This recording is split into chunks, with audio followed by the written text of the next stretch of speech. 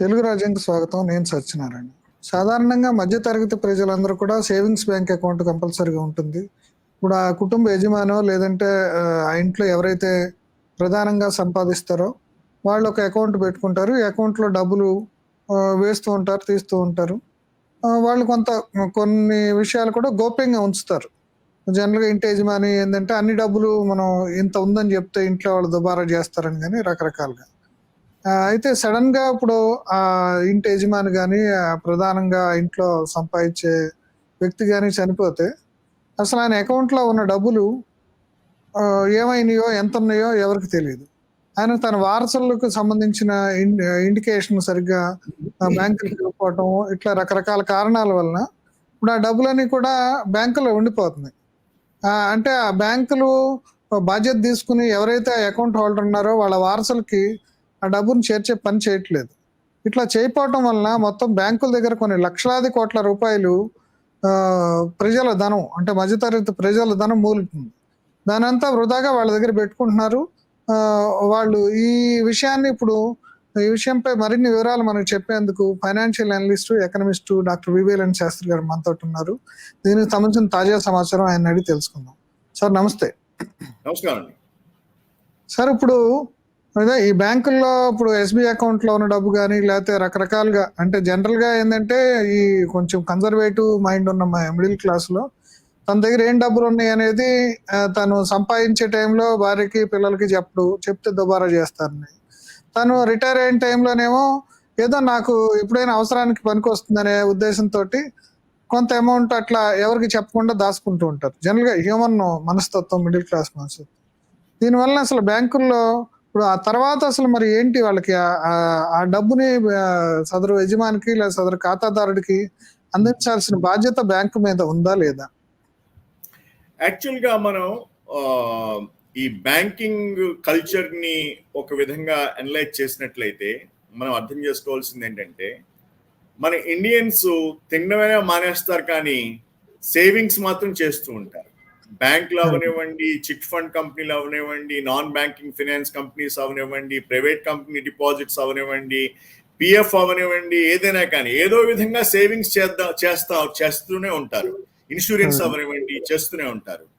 అయితే దీంట్లో ప్రతి సేవింగ్ చేసే వ్యక్తి గమనించవలసింది ఏంటంటే, తన జీవిత కాలంలో అతను ఉన్నంతసేపు వాటిని మానిటర్ చేసుకుంటూ ఉన్నట్లయితే మిగతా వాళ్ళకి, ఫ్యామిలీ మెంబర్స్ కానీ మిగతా వాళ్ళకి కానీ ఏం చెప్పకుండా అది ఓకే. బట్ కానీ అతను చెప్పకుండా అతనికి మధ్యలో ఏదైనా అయితే అంటే ఏంటి, అతను పోయినా అతనికి ఏదైనా అయినా ఆ ఇన్ఫర్మేషన్ మిస్ అయిపోతే, ఆ లింక్ మిస్ అయిపోతే ఆ ఫ్యామిలీ మెంబర్స్ కి దొరకకుండా ఆ ఫండ్స్ ఉండిపోతున్నాయి బ్యాంకింగ్ సిస్టంలో.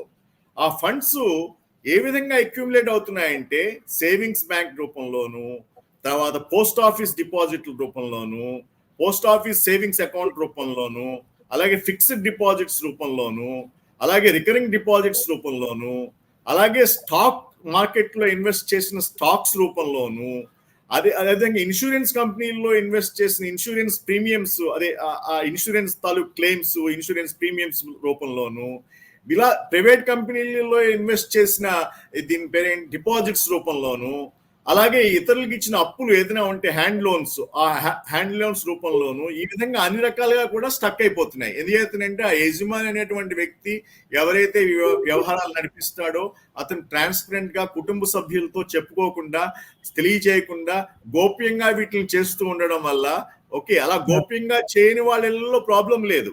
కానీ అలా గోప్యంగా చేయని వాళ్ళే ఎక్కువగా ఉన్నారని చెప్పి లేటెస్ట్ సర్వేస్ చెప్తున్నాయి.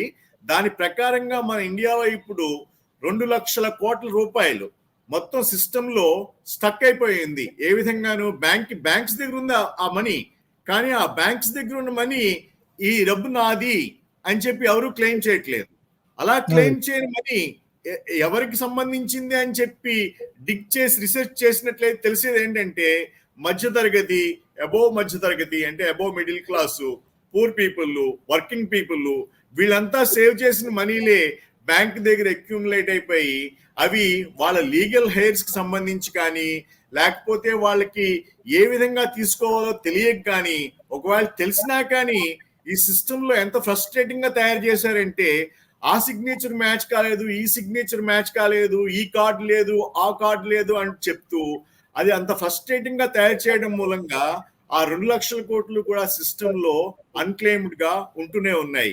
దానివల్ల ఇటు ఎవరైతే ఎంజాయ్ చేయాలో లీగల్ గా వాళ్ళకి ఆ ఎంజాయ్మెంట్ లేకుండా పోవడమే కాకుండా వాళ్ళ లీగల్ హెయిడ్స్ కూడా ఏమాత్రం కూడా లాభం లేకుండా పోవడం కాకుండా, అదే విధంగా బ్యాంకింగ్ సిస్టమ్ లో ఈ అమౌంట్ మనం అలాగా ఉంచడం మూలంగా బ్యాంకింగ్ సిస్టమ్ లో కూడా మనం ఒక విధమైన దాన్ని ఏమంటే ఇన్ఎఫిషియన్సీని గ్రో చేస్తున్నాం. వాళ్ళ దగ్గర ఎప్పుడైతే ఈ ఫండ్స్ ఖాళీగా ఉంటున్నాయో వాళ్ళు ఈ ఫండ్స్ ని వాళ్ళ ఇష్టం వచ్చినట్టు ఉపయోగించి లెండ్ చేసి, ఓకే అది రియల్ గా ఎంత ప్రాఫిటబిలిటీ దాని నుంచి వస్తుందో, స్ప్రెడ్ అంటే గ్యాప్ అన్నమాట, ఎంత ప్రాఫిట్ వస్తుందో తెలియకుండా వాళ్ళు రెక్లెస్ గా బిహేవ్ చేసేటట్లుగా కూడా చేస్తున్నాయి. ఎందుకంటే అన్క్లెయిమ్డ్ ఫండ్స్ కాబట్టి.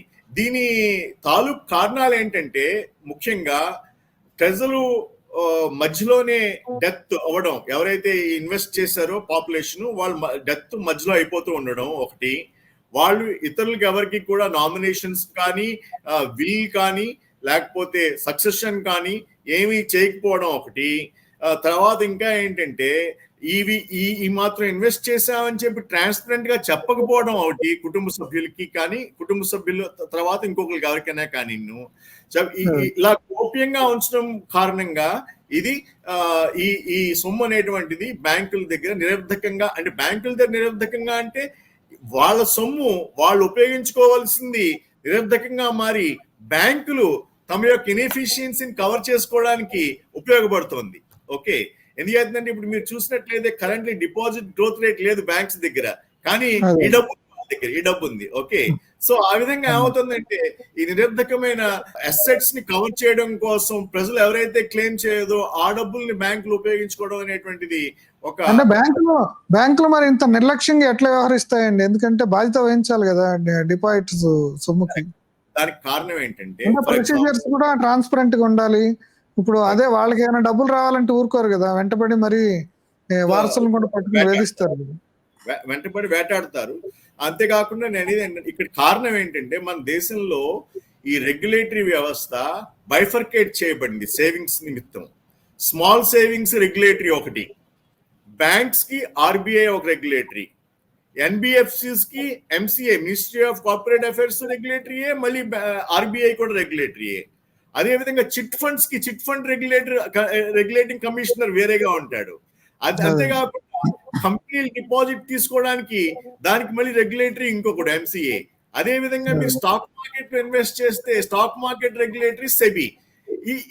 ఈ డిఫరెంట్ రెగ్యులేషన్ లో ఆ క్లెయిమ్ చేయడానికి డిఫరెంట్ ప్రొసీజర్స్ పెట్టేసేసి ఆ ప్రొసీజర్స్ ఎంత కాంప్లికేట్ చేశారంటే సామాన్య మానవుడు ఒక ఈ ప్రొసీజరల్ కాంప్లియన్సెస్ ని క్లియర్ చేయడానికి, ఆ డబ్బు క్లెయిమ్ చేయడానికి 1 సంవత్సరం పాటు తిరగవలసిన అవసరం ఉంటుంది. ఆ నేపథ్యంలోనే ఈ ప్రొసీజరల్ కాంప్లియన్సెస్ లో ఒక యూనిఫార్మిటీ లేక ఈ రకరకాల రెగ్యులేటరీలు ఉండడం చేత మన దేశంలో ఇవన్నీ ఒకే రెగ్యులేటరీ కింద రాకపోవడం వల్ల, ఈ రూల్స్ అండ్ రెగ్యులేషన్స్ క్లారిటీ లేకపోవడం మూలంగాను ఈ లీగల్ హెయిడ్స్ కి వీటిని క్లెయిమ్ చేయడం అనేటువంటిది బాగా ఇబ్బంది అవుతుంది. ఈ నేపథ్యంలోనే లేటెస్ట్ గా ఒక పిఏ ఫైట్ చేశారు. ప్రశాంత్ భూషణ్ ఫైట్ చేస్తున్నారు ఆయన దాని మీద.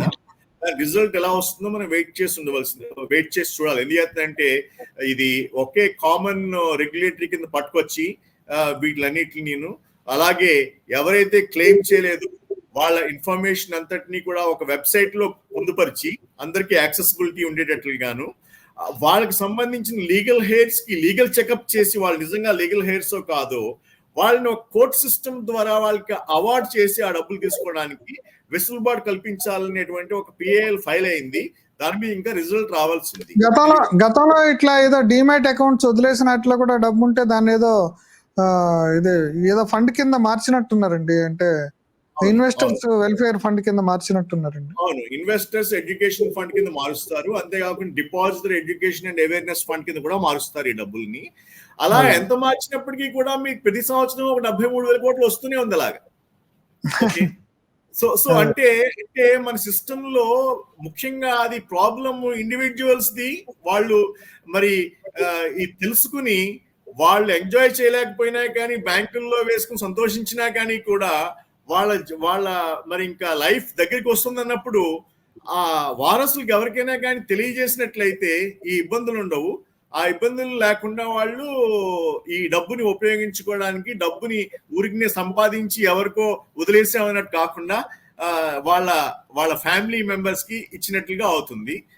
రెమెడీ ఏంటండి?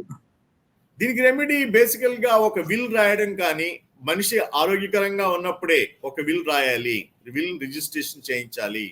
లేకపోతే విల్ రిజిస్ట్రేషన్ చేయించవలసిన అవసరం లేదు, రిజిస్ట్రేషన్ చేస్తే ఇంకా మంచిది. ఓకే. ఇంకొక విషయం ఏంటంటే లీగల్ సక్సెషన్, ఫ్యామిలీలో సక్సెషన్ ఎవరు అనేటువంటి ఒక డాక్యుమెంట్ కూడా రాసుకుని ఉంచుకోవాలి. అంతేకాకుండా అకౌంట్స్ కి అన్నిటికీ కూడా నామినేషన్ చేయించాలి అప్పటికప్పుడు. ఓకే. అంతేకాకుండా ఇప్పుడు స్టాక్ మార్కెట్ లో మనం ఇన్వెస్ట్ చేసినప్పుడు డిమాట్ అకౌంట్లు ఉంటాయి మనకి. ఆ స్టాక్స్ డిపాజిటరీ రూపంలో డిమాట్ అకౌంట్ రూపంలో ఉంటాయి. ఆ డిమాట్ అకౌంట్ లో కూడా మనం వారసుల్ని నామినేట్ చేయాలి. ఓకే. వాళ్ళకి రెడీగా పెట్టాలి. ఒకవేళ మేము పోయినా కానీ ఈ స్టాక్ మా అకౌంట్ ఆపరేట్ చేయడానికి వీళ్ళు మా వారసులు అని చెప్పి ఆ బ్యాంక్ ఇంటిమేట్ చేయవలసి ఉంటుంది ఇన్ అడ్వాన్స్డ్. కొన్నిసార్లు కొన్ని బ్యాంకులు ఏదో చార్జెస్ అని, ఆ చార్జెస్ ఈ చార్జెస్ అని మన దగ్గర ఏదైనా మినిమం బ్యాలెన్స్ ఉంటే దాన్ని కూడా వాళ్ళే సీజ్ చేసేసుకుంటున్నారండి. అవును. ఎప్పుడైతే మరి ఇలాగా ఎవరు క్లెయిమ్ చేయని అకౌంట్స్ లో వాళ్ళు ఏం చేస్తారు, ఈ అకౌంట్ స్టేట్మెంట్లు ఇష్యూ చేసినట్టు ఇష్యూ చేస్తారు. మనం అడగకపోయినా కానీ కూడా కొన్నిసార్లు మన సర్ప్రైజింగ్ గా వస్తాయి అకౌంట్ స్టేట్మెంట్లు. వాటికి అని చెప్పి ఛార్జెస్ కట్ చేసేస్తారు. బికాజ్ వాళ్ళు కూడా ఫీ ఇన్కమ్ చూపించాలి ప్రతి క్వార్టర్ కూడా. ఎందుకంటే అవన్నీ కూడా లిస్టెడ్ బ్యాంక్స్ కాబట్టి వాళ్ళు కూడా ఫీ ఇన్కమ్ చూపించుకోవాలి.